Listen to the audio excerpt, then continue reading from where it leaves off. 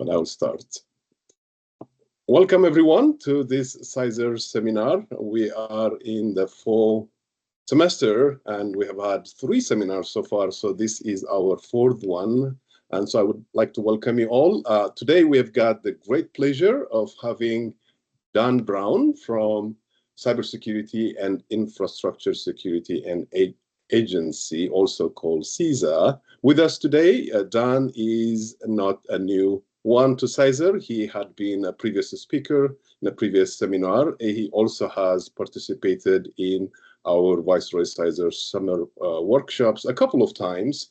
He is his official title is Cybersecurity Advisor for CISA Region 10, the Inland Northwest region, and the Cybersecurity and Infrastructure Security Agency is one of the newest agencies, and it does do partner with private sector and other federal agencies to secure our critical infrastructure. And Dan comes with an extensive experience working for city, county, and state organizations. He has also spent a number of years, 17 years at WSU, working in higher education. So he is very much aware of what we'd like to accomplish in our CISA seminar and other things that would engage with students. So I'm very much looking forward to what he has to share today. We will use the time we have, 50 minutes of it, and I hope he will leave some time towards the end for discussions, for questions you may have. But as the presentation goes, if you have questions, you could put them in the chat. I will be monitoring them, and we can ask Dan at the very end to address them. There will also be a survey that you would complete at the end. Students, I'd like you to take the time when the time comes to complete that. With that said, Dan, I will leave it to you. Your screen sharing is working perfectly. Welcome back, and thank you very much for taking the time to share with us today. Okay, thank you for the introduction. I appreciate it. You covered most of it. Let's see here. Again, background, 20 plus years, city, county, state. I was at WSU for 17 years.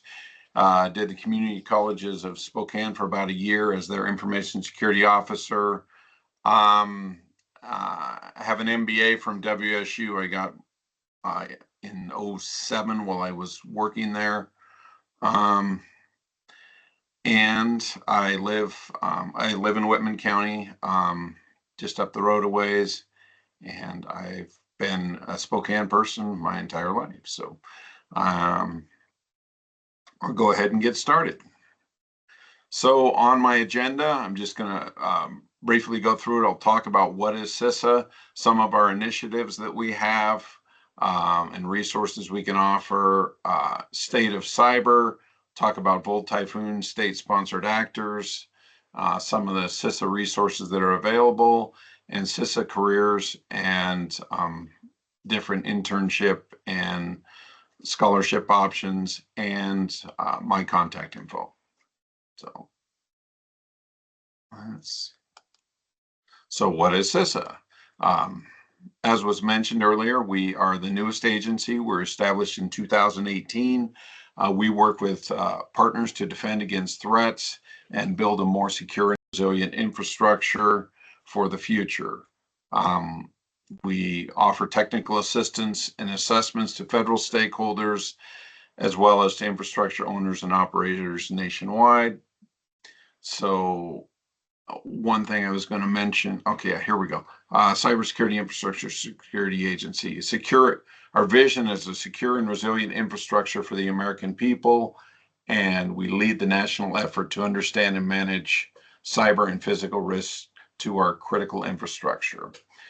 We have 4 pillars that are part of CISA. That includes emergency communications coordinators, which help with think like backhaul radios for emergency management, coverage, that type of thing. We have chemical security inspectors, which will review chemical security, and folks that handle chemicals, make sure that all of their everything is safe and secure there. We have protective security advisors, which cover the physical security. So think a building, they'll look at cameras, door access. Do you have ballistic glass? Do you have, any choke points or funnels where if there were active shooter situations. They also offer active shooter training, bomb preparedness, that type of thing. And cybersecurity advisor is the fourth, and that's me. That's what I do, talking about cybersecurity. So let's move on. So CISA has 10 regions. We kind of align with the FEMA regions. We're in region 10, which includes Alaska, Washington, Oregon, and Idaho. And there you can see where the others fall. Our headquarters are in Seattle. I work remotely and drive a whole bunch. So in those in the coverage, it's not just federal that we support. Anything that's infrastructure, which includes state government, executive agencies, city governments, tribal, county, K through 12 education, higher education, and any private industry that's within the 16 critical infrastructures. And I'll show what those are in just a moment. But it's pretty inclusive. There's a tie to just about everything. So there are the 16 infrastructures. And to the right on each of those is the agency that's primary for support. So you can see CISA is Department of Homeland Security. CISA is primary for many of those. Even the ones that were not primary, we still offer support for. So I'll give an example. The financial sector is under Treasury, but I will assist with cybersecurity awareness in different banking institutions. I did a presentation for Banner Bank a couple weeks ago, and we just talked about how important cyber is and ways they can stay secure. So a link to I've used this slide before. Basically, you talk about WSU research and how many sectors are linked there. Food and agricultural, food and nutrition is the food and ag sector. Health and well-being is healthcare and public health sector. Energy environment is energy, water, and food and ag sectors.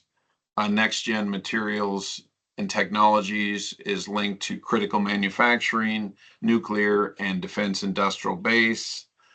And you can see there's WSU has a lot of areas that fit within that 16 sectors of critical infrastructure.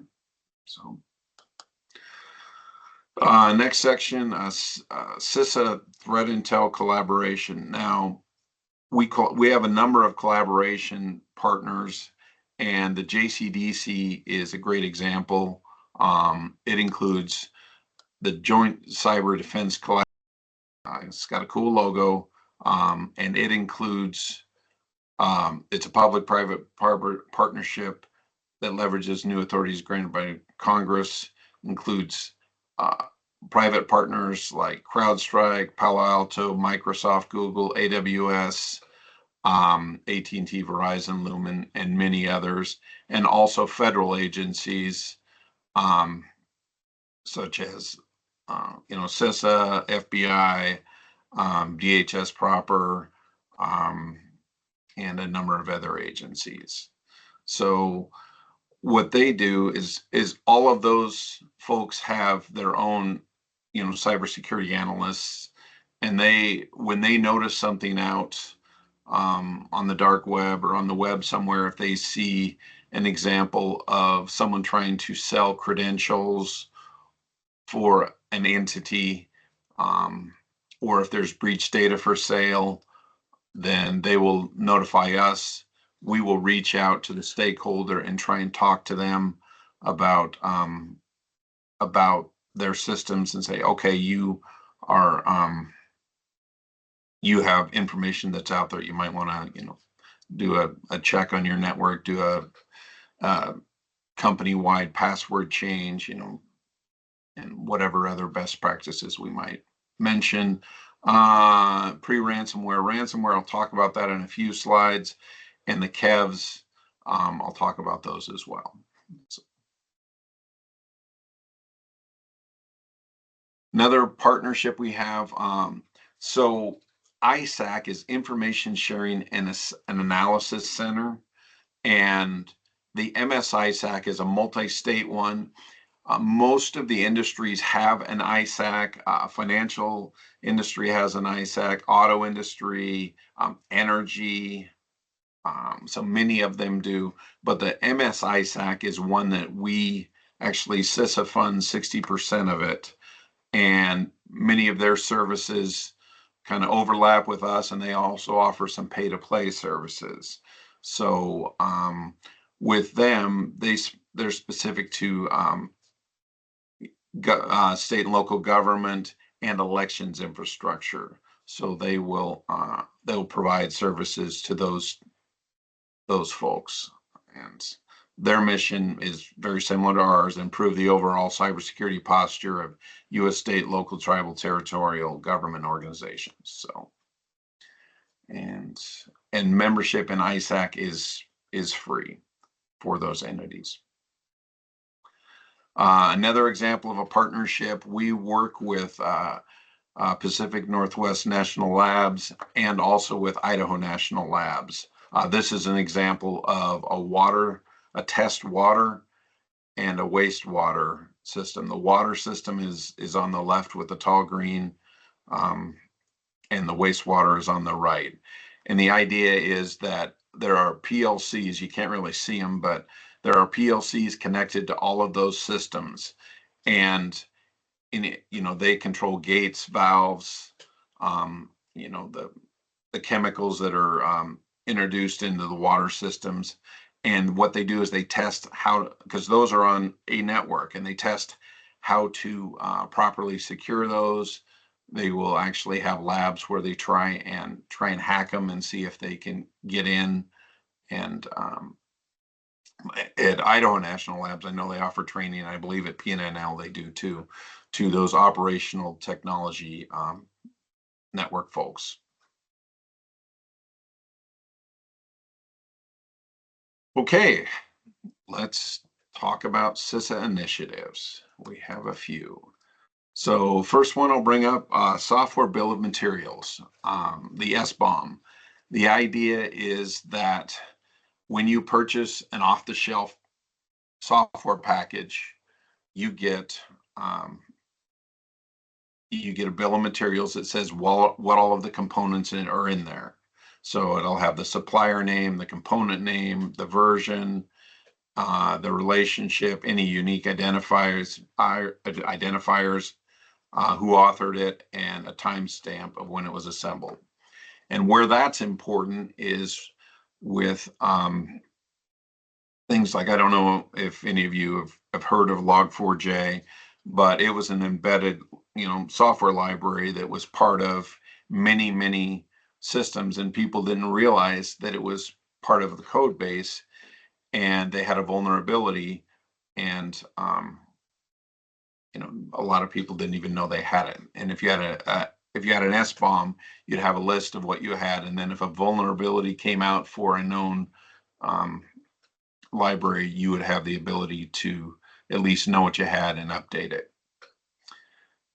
And very similar to SBOM is secure by design, secure by default.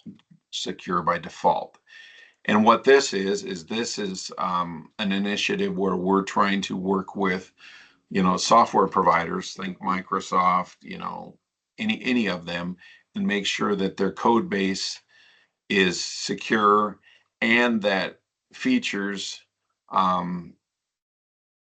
are included, base security features are included for no additional cost. So the example we have on the screen here is MFA. If you want to enable multi-factor authentication for a software product, you shouldn't have to pay extra. That should be included as the base cost. And so that is another initiative we're trying to promote.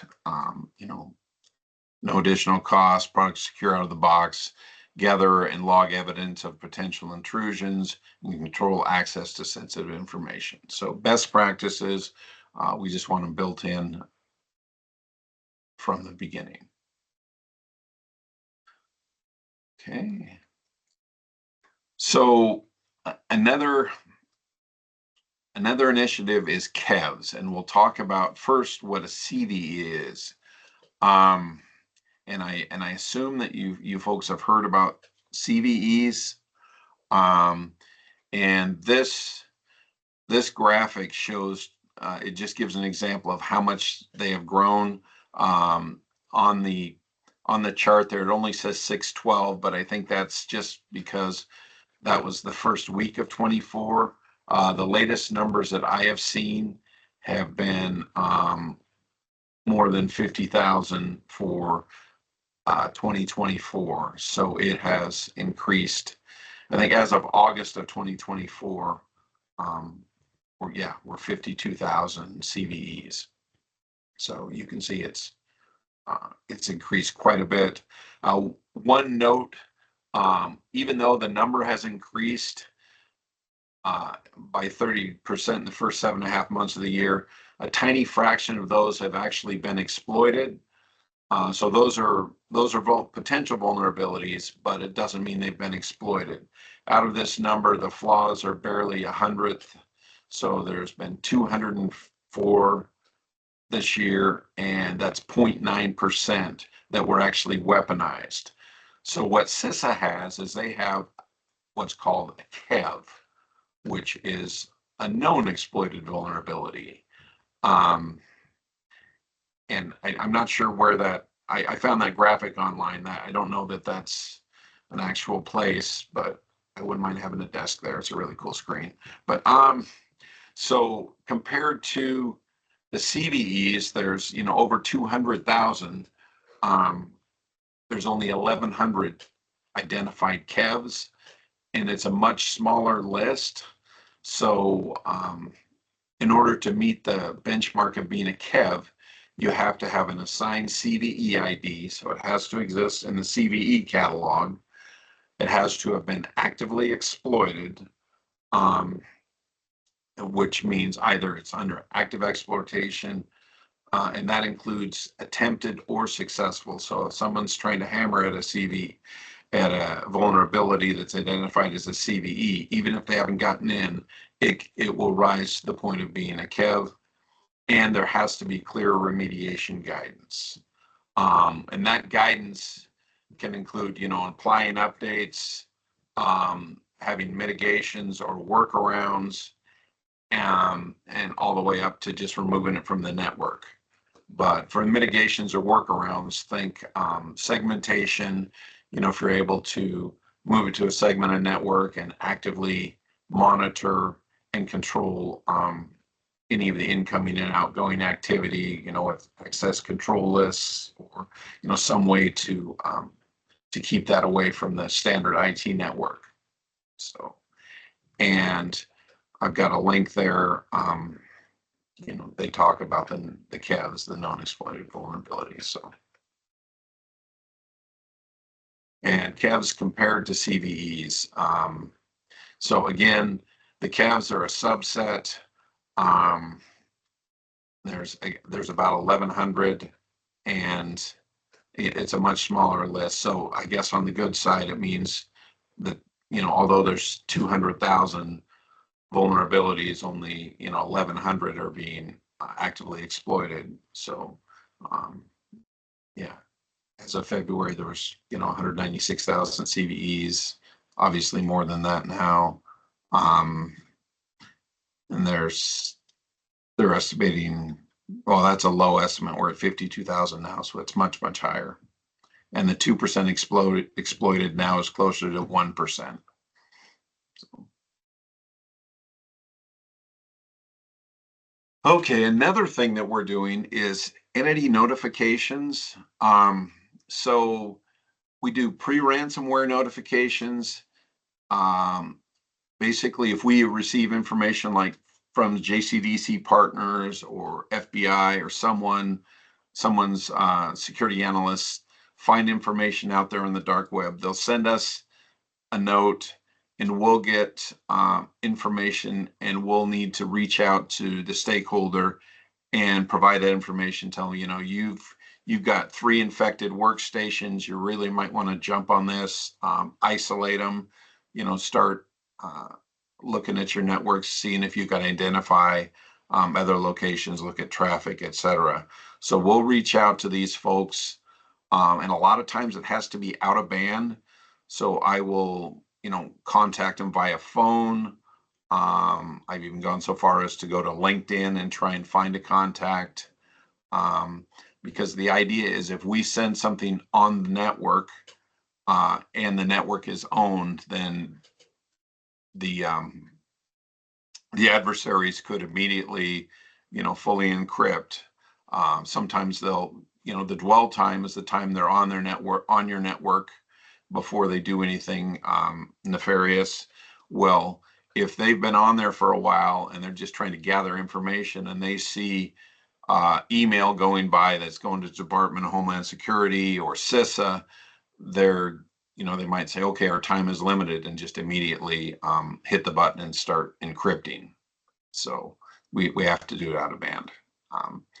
And I've had instances where, you contact people and you say you're from Department of Homeland Security, CISA, they'll hang up and call back on a burner phone, or they think it's a scam. So, but I always try and point out, if I'm providing information and not asking for information, then that's a key.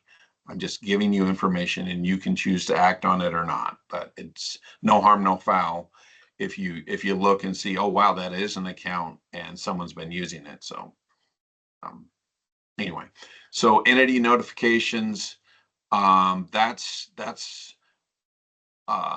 usually a lower priority, because it's just information about a vulnerability that we've seen.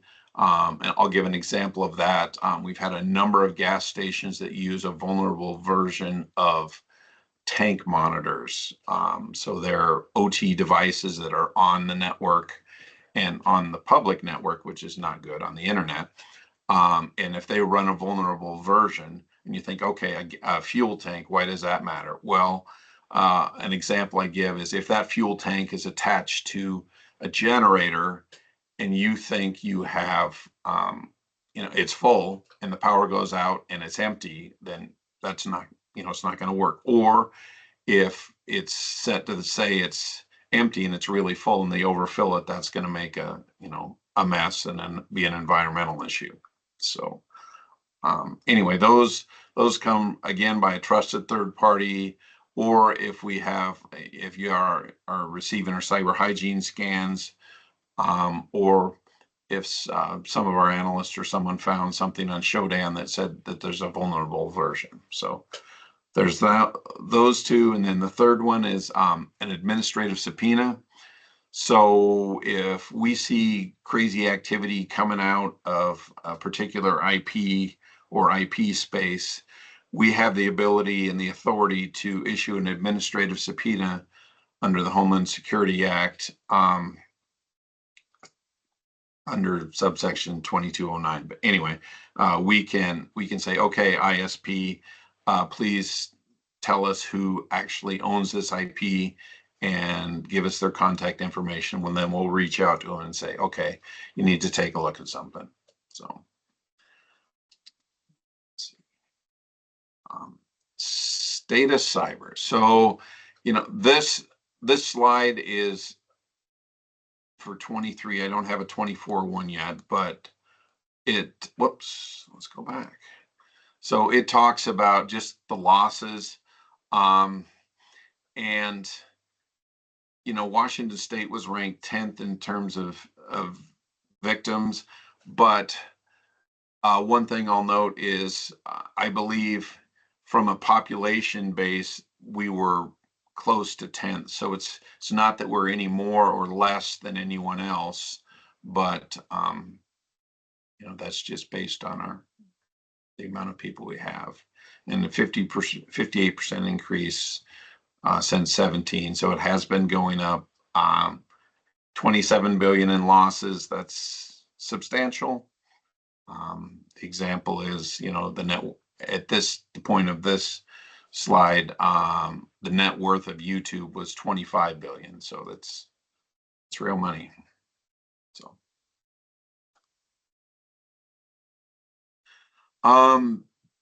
So this is just an example of ransomware payment rates, and they are going down.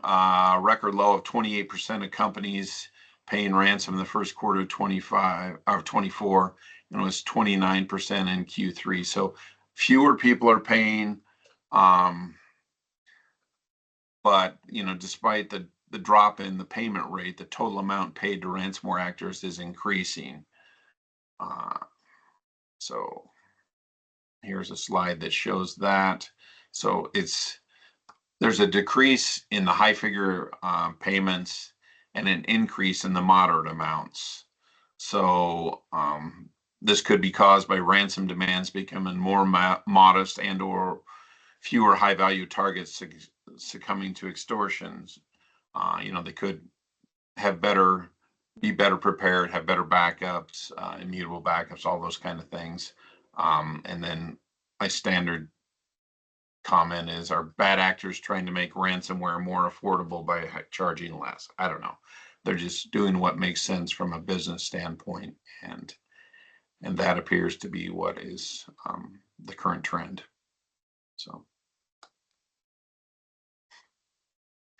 I'm sure all of you are very familiar with all these tools, and they're tools used by adversaries or to protect from them. So, you can go out and you can try and, scan your own network for vulnerabilities. You can use a number of tools to try and do that. Our cyber hygiene scans, we use Nessus. Our web application scans, I think we use Qualys, but, those are commercial products, but many of these are free tools, and you can download them and run them on your own and try and see what may be vulnerable on your networks or in your systems. Shodan, great tool, very scary, and Shodan does provide a free membership upgrade for users that sign up with an EDU address. So while you're still in school, make sure you count, and it will allow you to search for specific devices, versions, operating systems, and you can search geographically. The example I have here is search for Nginx in Pullman, by state: Washington, Oregon, Alaska, Idaho, city, Pullman, and you can find anyone that's running an old version of Nginx in this example. So, okay. So now we'll briefly talk about Volt Typhoon and state-sponsored actors. One of our priority initiatives for 2024-25 is Volt Typhoon. Volt Typhoon is basically the code word that was assigned to PRC-sponsored cyber actor, and they are targeting IT networks for communications, energy, transportation, water, and wastewater. So basically critical infrastructure in the United States and territories.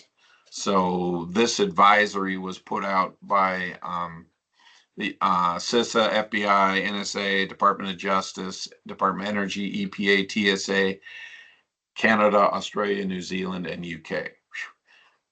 So all those folks are aware of what they're doing. And with Volt Typhoon, the intent is to get into compromised systems and just stay there dormant, and not do anything until a point in the future.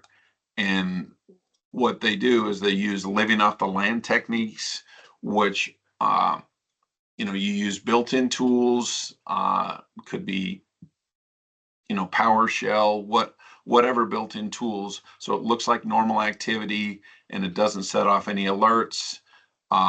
In some cases, they've been living inside the network, IT networks for years, or OT networks. They're pre-positioned for disruptive or destructive cyber attacks against operational technology that supports most of critical infrastructure. So operational technology is, again, a PLC connected to a network that controls a gate or a valve or some type of switching mechanism. And that could include, dams, energy infrastructure, water and wastewater infrastructure. All of those things are controlled with technology. And, they'll just sit there dormant and wait. And say China wanted to invade Taiwan and wanted us to be busy doing something else, they might all of a sudden say, okay, well, we're gonna take all of these systems and we're going to disrupt, water, wastewater, energy, all of those things, and we'll be worried about that, or distracted a bit is what the hope is. So, and there's another joint guidance from all those same folks on living off the land. So I'm going to briefly talk about each of the four major players. China, Russia, North Korea, and Iran. And each of these slides talks about their some of their major operations that are attributed to that country, and there are examples of what they've done. And each of them has, each of the countries are very capable, and their intent is a little different, but very similar. Some of them are just trying to finance their operations, and some of them are just trying to interrupt our country's infrastructure. So, example here, China is targeting for economic espionage, and they want to surpass Western industrial defense capabilities. And they want to become less dependent on foreign technology, and they want to gain an advantage over the U.S. And again, there's examples of what they've done. The Russian cyber program is, again, they have similar capabilities, and they collect information to support decision makers and influence military political objectives, and they're prepping cyber environment for contingencies, not quite to the level of Volt Typhoon, but same idea.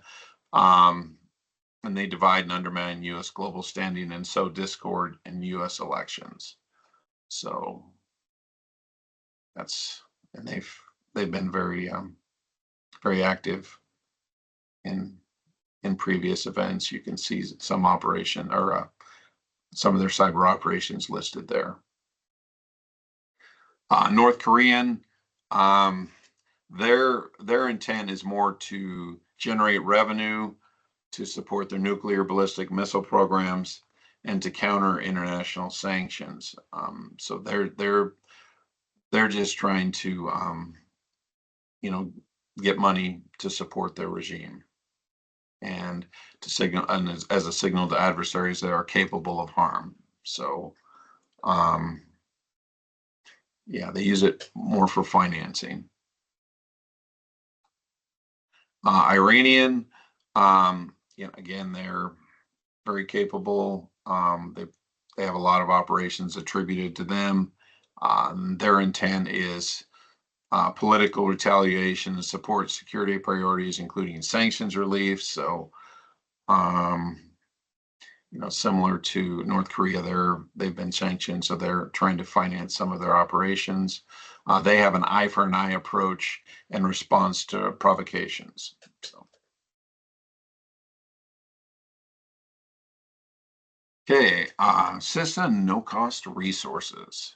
So I say no cost. We are federally funded, so it we are being, as long as everyone pays their taxes, will continue to be funded, but it's free to the end user because it's already prepaid. Okay, some of the things we do, or I do, on-site assessments and advising. So basically, if we have a stakeholder that's in critical infrastructure and they want to talk, whether it's an ag company, a city, a county, um, uh, a university, a high school, whatever, we'll come and talk to them. I'll have a cyber protective visit where I'll say, okay, what are you doing for backups? What's your network? What do you have for security? Do you have, endpoint detection, managed detection and response? Do you have secure logging? Do you have a SIM? All of those things. We'll talk through that, and we'll offer guidance about potential improvements. And I will say where I think we can offer the most assistance is the resource challenged smaller organizations. I go to a county that has one or two IT folks, and that person is doing help desk, configuring a firewall, setting up the network, loading workstations, servers, all of it. I can go in and say, okay, well, here's some options to consider. I can help direct you toward grants, however. So then we'll do assessments. We have a number of them. A cyber performance goal was a short 38 question. It's a CPG. We do a cyber infrastructure survey. That's a little longer. Both of those take in the CPG is about an hour and a half. CIS is probably 2 to 3 hours. EDM, external dependencies management. So that just looks at your supply chains, goes through to see if you have any potential weaknesses there. Cyber resilience review is a longer, that's for more mature agencies or organizations. It's about a 6-hour full day engagement and assessment. So those are examples. Tabletop exercises. So on our website, we have a number of templates for different tabletop exercises. And we also will send someone on site to be a moderator and help design a scenario to simulate an incident. I've been on a couple of them. They're very helpful. Say, okay, we've been hacked. Everything's encrypted. What do we do? And you go through your incident response plan and walk through and decide, where the gaps are. What do you do? Does it include everything or not? And so it's usually a 4-hour engagement, and at the end of it, you do an after action report and identify those gaps and make improvements on your plans. So, and in regards to the incident response plans, we also offer incident management workshops. That's usually 3 to 4 hours, and we like to do like a 1-to-many. So we'll do 5, 10, 20 different stakeholders in a room, and we'll go through and talk about the process and the different steps. So, and then I mentioned facilities. Our protective security advisor does physical facilities, and he is based in Spokane area. We have one in the Spokane area, so he'll come out and help as well. Scanning services, cyber hygiene, again, that's based on Nessus, just scans your external IP space. WAS, web application scanning, I believe it's Qualys, scans for vulnerabilities, think cross-site scripting, basic things like that. Remote penetration test, that looks at open source information. They'll take a look and see if they can find, any of an entity's email accounts out on the dark web. They'll look at any open source information. They'll generate a report. They'll do an on-site phishing test, and then a remote vulnerability assessment's similar, but that's a multi-day event and a little more in depth. This just talks about what I do day to day. I, again, assess. I'll go out and talk to folks about their environment and offer them ways that they could potentially improve. I'll help them. Sometimes we'll talk to leadership and say, okay, you really need to have a plan. You need to figure out how to adequately provide resources, and we'll educate. I've done security awareness training for companies and also smaller organizations, and we'll listen to what they need, and we can coordinate. We have direct contacts with FBI, Secret Service, local law enforcement, and emergency managers, so we can help. So let's talk about careers. So usajobs.gov is where all of the federal, or most of the federal jobs are listed there, and you can search by agency and search under CISA. That's a Department of Homeland Security specific one. We'll filter it down a little. You can send an email to studentcareers@cisa.dhs.gov. We also have some resume help, and the hiring timeline, depending on job, 3 to 8 months. I will say, if it has clearance that's involved, it sometimes can take 6 months to get clearance. I have top secret SCI clearance, and it took me 6 months. They'll give you a tentative job offer and then go through all the process. And until your clearance is done, you can't start work. So, don't be dissuaded and think that, you didn't get the job. A lot of times it does just take that long. So be patient. Another one, I added this slide this morning. So this is for students and recent graduates. So enrolled students can, there's a DHS Intelligence Cybersecurity Diversity Fellowship Program. And I didn't put all the details on these, but I did put a link that you can go to our website and find more information on each.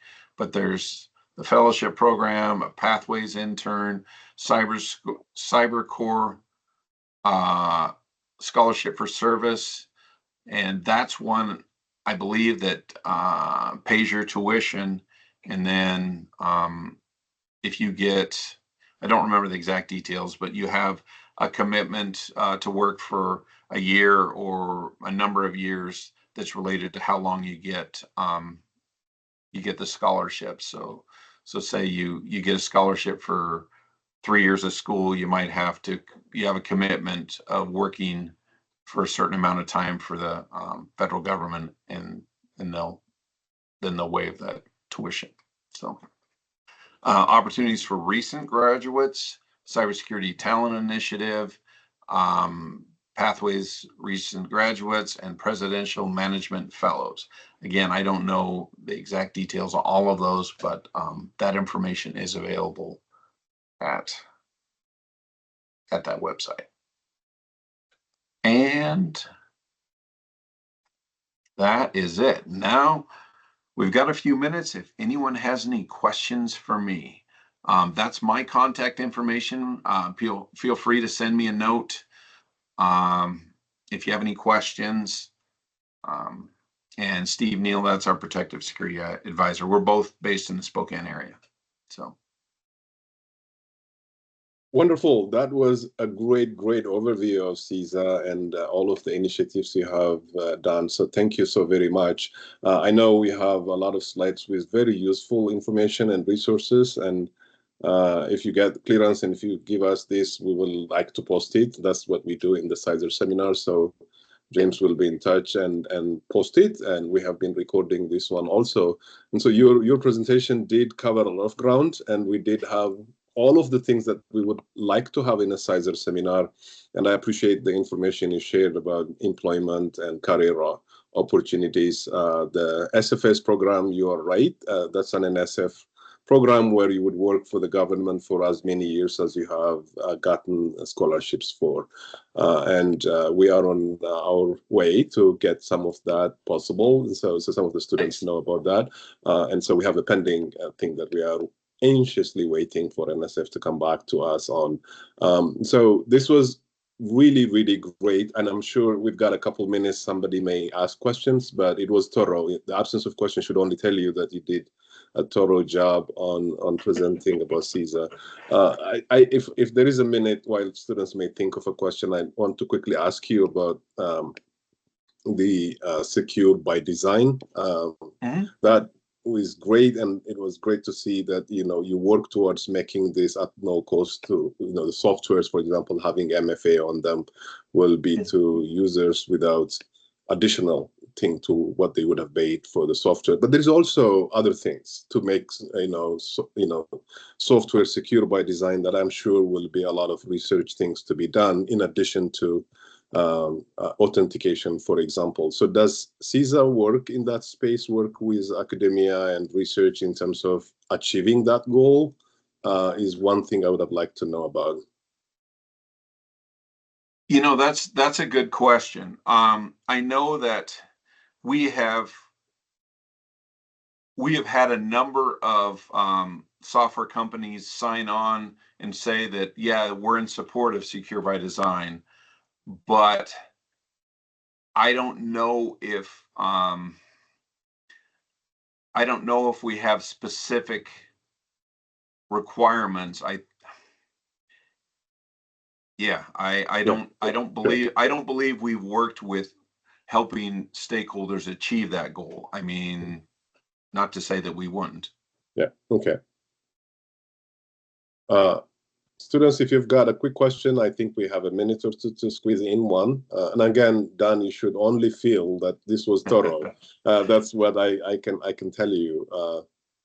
And James has put in the link for the survey. Students, make sure to complete it. Take the time. If you have to run to a class, do that right after your class. But we'd like you to get it done quickly. We will have our next seminar 2 weeks from today, on November 19, and that information will be announced on the CISA website. Dan, you happen to give this CISA seminar on a day that we will remember, being an election day, so it was a nice feat. And thank you so very much again for taking the time and done a very, very thorough job with this overview. I think it's much appreciated. The students, I'm sure, would find it useful. Just so you know, the students we have had now also include new students in CISA. In fact, the vast majority of them are new that joined this academic year. So there was no concern about having things that you might have said in the past. Those students are still around. Some of them would graduate this year. But we have a huge cohort of new CISA students that we are very excited about. So this was great. I'm going to see if there is anybody who wants to squeeze in a question. All right. Don't think there is anybody who has got a question. So please share the slides and we will post it on the CISA website again, Dan. And we'll be in touch. Okay. Thank you very much. Thank you. Thanks everyone for attending today.